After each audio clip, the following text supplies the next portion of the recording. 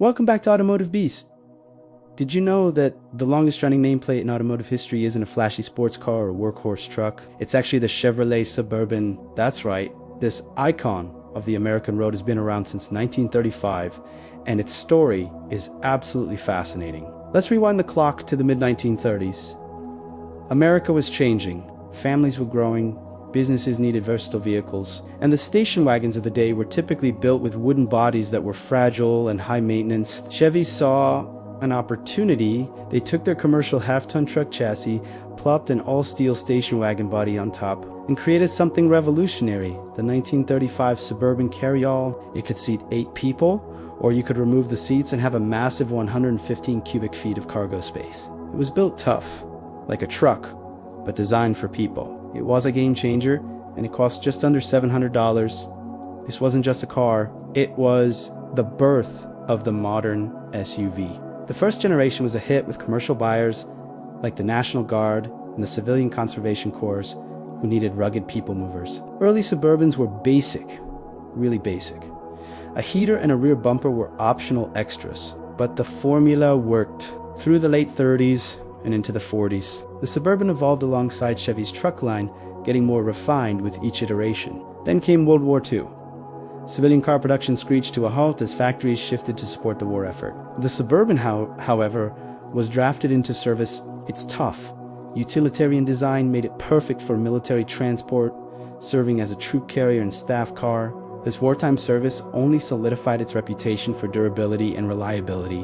When civilian production resumed after the war, the Suburban was back, and it was better than ever. The advanced design era of the late 40s and early 50s brought more stylish, rounded looks, but the big leap forward came in 1955 with the Task Force generation. This is when the Suburban started to look less like a commercial truck and more like a stylish family vehicle. You could get it with a powerful V8 engine, two-tone paint, and a wraparound windshield. This was the moment the Suburban truly began its transition from a pure utility vehicle to the family hauler we know today. And then 1960, a huge year for the Suburban, it finally got its first factory-installed four-wheel drive option.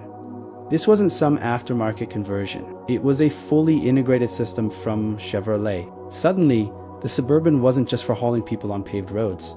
It could go anywhere. It became the vehicle of choice for ranchers, forest rangers, and adventurous families who wanted to explore the great outdoors. This cemented its image as the ultimate go-anywhere, do-anything vehicle. Throughout the 60s and 70s, the Suburban just kept getting bigger and more comfortable. In 1967, it got a unique 3-door configuration. 1 door on the driver's side and 2 on the passenger side. It sounds a little strange now, but it was a popular layout for over 5 years. By 1973, the 7th generation Suburban arrived. And this is the classic boxy design that many people picture when they think of an old school Suburban. This generation was so successful, it stayed in production for nearly 2 decades, all the way until 1991. It introduced the 4-door body style we're familiar with today and offered a range of powerful big block engines. It was the king of the road, the ultimate family road trip machine. Now, let's talk numbers, because they tell a story all on their own. While early sales figures were modest, by the 1970s, Chevy was selling tens of thousands of Suburbans each year. For example, in 1978, they sold over 65,000 units. That's a huge number for what was still considered a niche, oversized vehicle at the time. The 1990s were the SUV boom years, and the Suburban was perfectly positioned to ride that wave.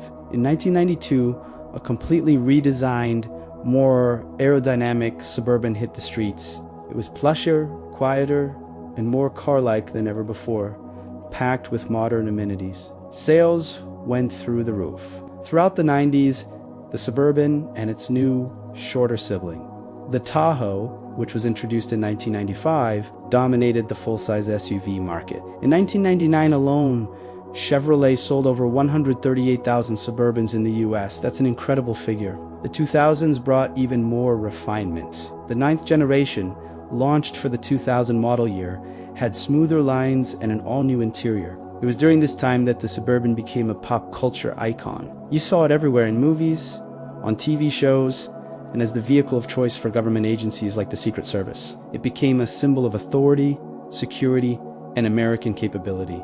The name Suburban was so iconic that in 2019, it became the first vehicle ever to receive a star on the Hollywood Walk of Fame for its role in over 1,750 films and TV shows. Despite rising gas prices and a shift towards smaller crossovers, the Suburban kept selling strong. Why? Because for a certain buyer, nothing else will do. If you have a large family, need to tow a heavy boat or trailer, and want to do it all in comfort, the Suburban is still the answer. Let's look at more recent sales. Even in a competitive market, the Suburban holds its own. For instance, in 2021, Chevrolet sold over 48,000 Suburbans in the United States. Today's 12th generation Suburban is the most advanced and luxurious one yet. It features an independent rear suspension for a smoother ride, a massive interior with best-in-class cargo space, and a stunning array of technology, including huge touchscreens and advanced driver assistance systems. You can get it with a powerful V8 or even a fuel-efficient Duramax turbo diesel inject. It's a far cry from that basic 1935 carryall, but the core mission remains the same: carry more people and more stuff comfortably and capably than anything else on the road. From a humble truck-based wagon to a Hollywood star and the go-to vehicle for presidents and families alike, the Chevrolet Suburban has done more than just survive. It has defined a segment of the automotive world for nearly 90 years. It's a true living legend, an unbroken line of history on four wheels. It's a testament to a simple idea done right, and its story is a huge part of American automotive history. Thanks for joining me on this journey through the history of the incredible Chevrolet Suburban truck. If you enjoyed this video, make sure to hit that like button. Subscribe for more automotive deep dives, and let me know in the comments what your favorite generation of the Suburban is.